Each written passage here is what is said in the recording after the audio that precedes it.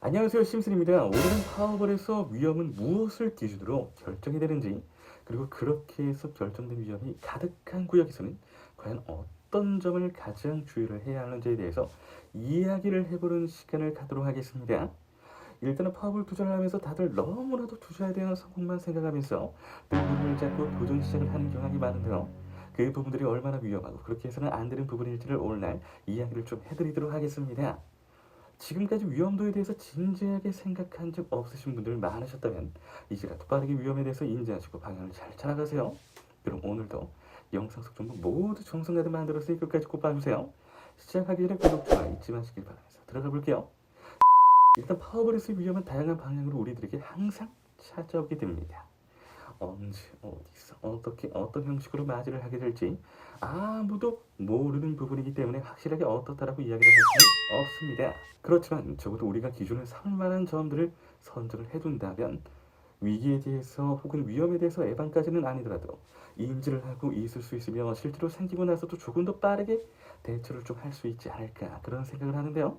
오늘날 내가 가장 먼저 게임 시에 주의해야만 하는 위험에 대한 이야기 직접 해보도록 하겠습니다. 일단 가장 먼저 우리가 평균적으로 파워볼을 하는 도중에 얻을 수 있는 위험에 대한 이야기를 해보도록 하겠습니다. 보통은 어떤 위기 혹은 위험에 대해서 생각이 드시나요? 일반적으로는 금액 조절 실패, 미적 금액 최대, 분배 발생, 밸런스 파악 불가, 마이너스율 증가 이 정도로 볼 수 있겠습니다. 간단하게 키워드로 봤지만 풀어서 보자면 이렇습니다. 기본적으로 금액에 대한 조절이 되어야 하지만 되지 않아서 결국 같은 구역을 지난번과 똑같다고 생각하고 들어갔는데 금조 실패로 실패율이 더 늘어난 경우라든지 아니면 미적 금액이 내가 생각했던 것보다 훨씬 더 최대치로 올라가게 되는 바람에 많이 다루기 어려워졌다든지 아니면 분노 배시 발생되는 바람에 커버가 안 되는 수준으로 감성적인 플레이가 진행이 되었다든지 아니면 밸런스 파악이 불가한 상태라서 확실히 구간에 대한 파악이 잘 안 되는 바람에 실수가 잦았다든지 아니면 시드머니에 비해서 마이너스 되는 금액들이 너무 많아지기 시작을 하면서 수입보다 손해율이 늘어나기 시작을 했다든지 등등에 대해서 생각을 해볼 수가 있겠습니다.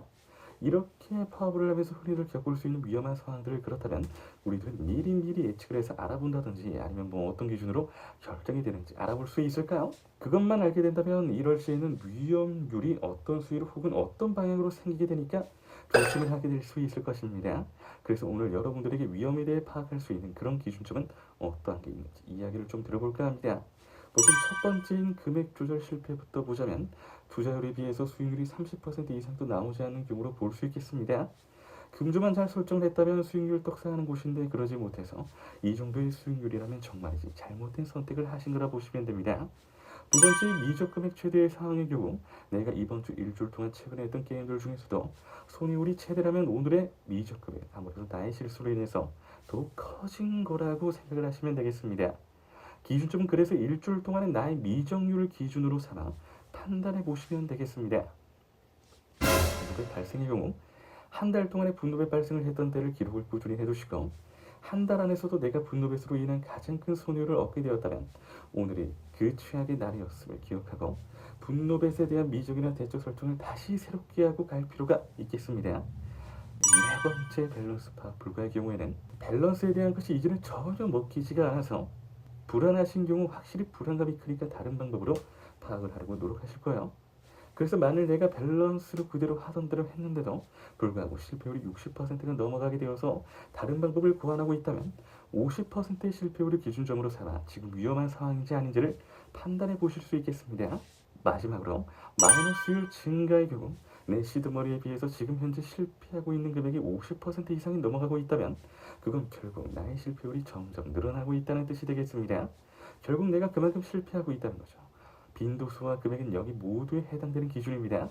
그러니 객관적으로 그런 부분들을 꼼꼼하게 파악을 해보시고 지금 현재가 위험한 상황인지 아닌지를 잘 판단해 보시길 바랍니다. 항상 말씀드리는 부분이죠. 아는 것과 모르는 것, 직접 해보는 것, 해보지 않는 것의 차이는 매우 뚜렷합니다. 매번 강조하는 데는 이유가 있는 거겠죠? 그러니 이 영상을 보고 계신 여러분들은 저를 믿고 한번 실천해 주세요. 저는 그 믿음을 결과로서 보답하겠습니다. 영상 끝까지 시청해주신 시청자 여러분들 진심으로 감사드립니다. 구독과 좋아요, 알림 설정 한 번씩만 부탁드립니다.